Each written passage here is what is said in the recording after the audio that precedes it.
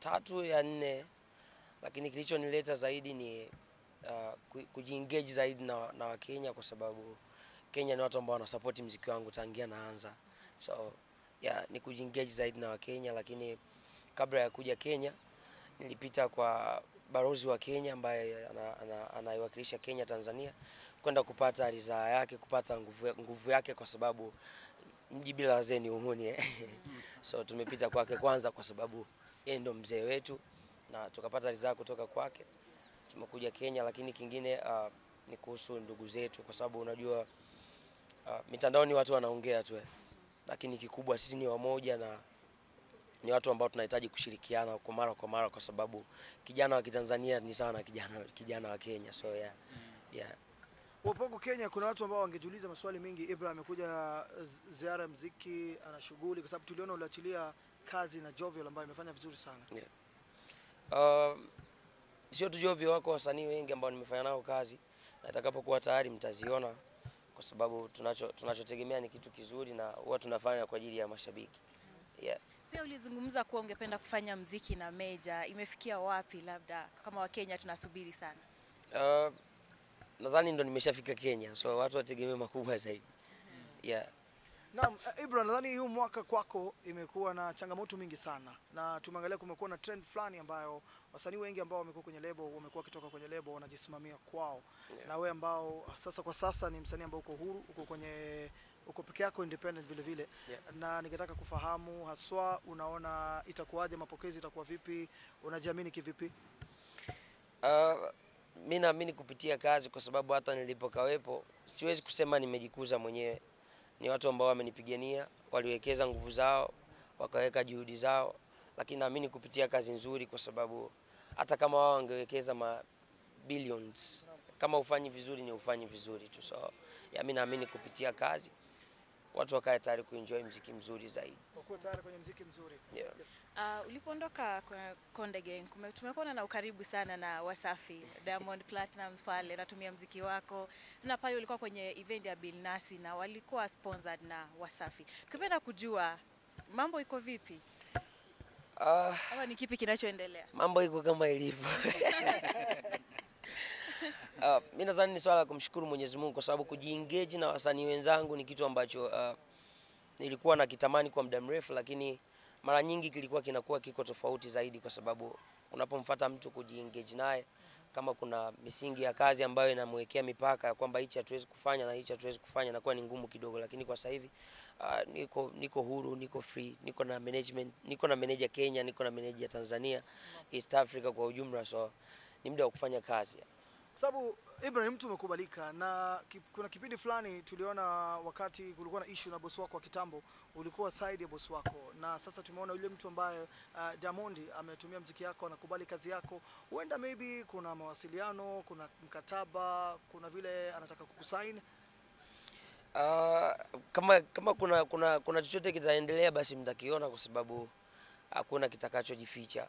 Yani kazi, na tunapofanya kazi siku zote waga tunahitaji umoja, kwa kama itatokea mtaiona, haitojificha, hatutoficha chochote, na siwezi kuficha chochote, kwa sababu kama itatokea WCB ikawa ndo sehemu ambayo labda nitaelekea, mtaiona, kwa sababu ndo nitakuwa nafanya nao kazi. Lakini sasa hivi tuko Oya Gang kama Oya Gang.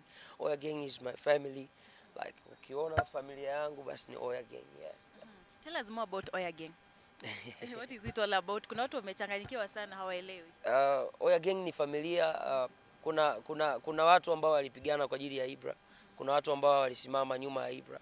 Hata kama Ibra alikuwa yuko Konde Music walikuwepo. So leo ukija kuwaona uwezi kuwaita Chinga Gang kwa sababu Chinga ni jina langu, right? So ni Oya Gang. It's my family. Okay. Sasa hivi uhusiano wako na bosi wako wa zamani uko vipi? Mko kama mnazungumza ama kuko vipi? Ni swala kumshukuru Mwenyezi Mungu kwa sababu Harmonize he's my brother, na kilichotokea kimetokea tu kwa sababu sisi wote ni kila mtu anatafuta riziki, na siwezi kumchukia kwa sababu naamini kupitia yeye ndio kumenifanya nikafika hapa nilipofika. So yeah.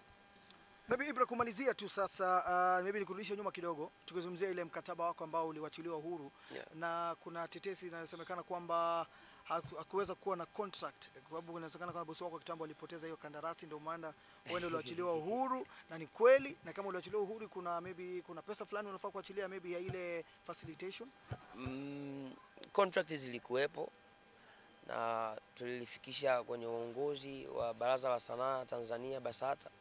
Nichukue nafasi hii pia kuwashukuru wao kwa sababu walilitendea kazi vile ambavyo lilipaswa kufanywa kazi na likawa limefanyika kwa haraka zaidi. Niwashukuru sana Baraza la Sanaa la muziki wetu wa Tanzania, walitenda haki. Kwa kweli hamna senti yote ambayo utafaa kulipa? Kuhusu senti niseme liliishia huko kwa sababu baraza ndio liliamua kwamba haiwezi kutokea hiyo kitu na wakaisolve ikaisha kama ilivyoisha. Hamna hela ya kulipia zile catalog ambao uliwachiliwa maybe? Hapana. Hamna. Ibra, naelewa wewe mwenyewe uandika muziki wako, umeandikia wasanii wengi. Labda kuna wasanii ambao umeweza kuandikia muziki lakini hawakuweza kufika bei, hawakuweza kuappreciate. Mimi nimeandika kazi nyingi lakini sio vizuri kumtaja kila msanii kwamba nimwandikia mtu fulani na mtu fulani. Kwa sababu bado tunaendelea kufanya nao kazi wengine, so maybe watafeel kuwa ni embarrassing. So yeah.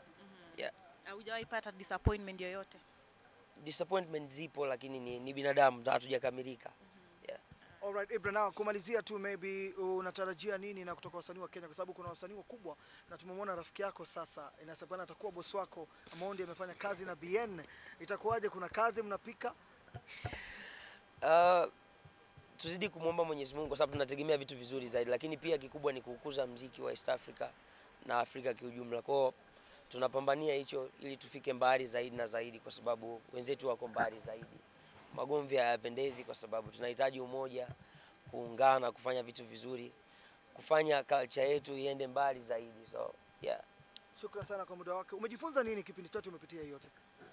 Nimejifunza kufanya kazi tu kwa nguvu na jitihada nyingi, kuwekeza akili pia kwenye kile ambacho naamini kwamba hiki ni maisha yangu.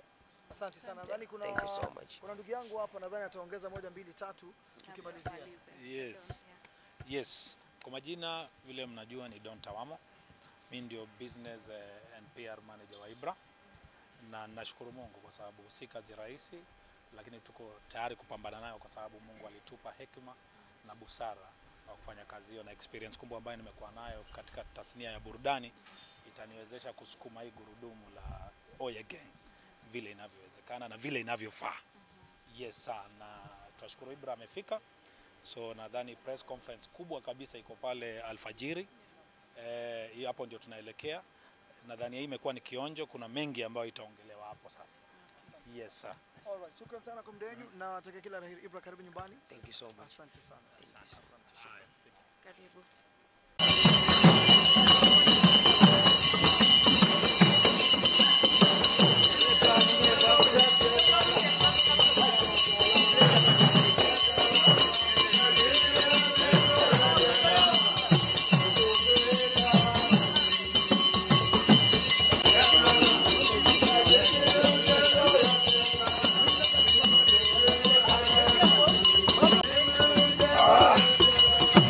Mariani, ni kama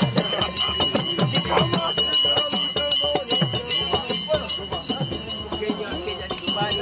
Watu wakae tayari kwa kuenjoy vitu vizuri. Get ready guys. Yeah.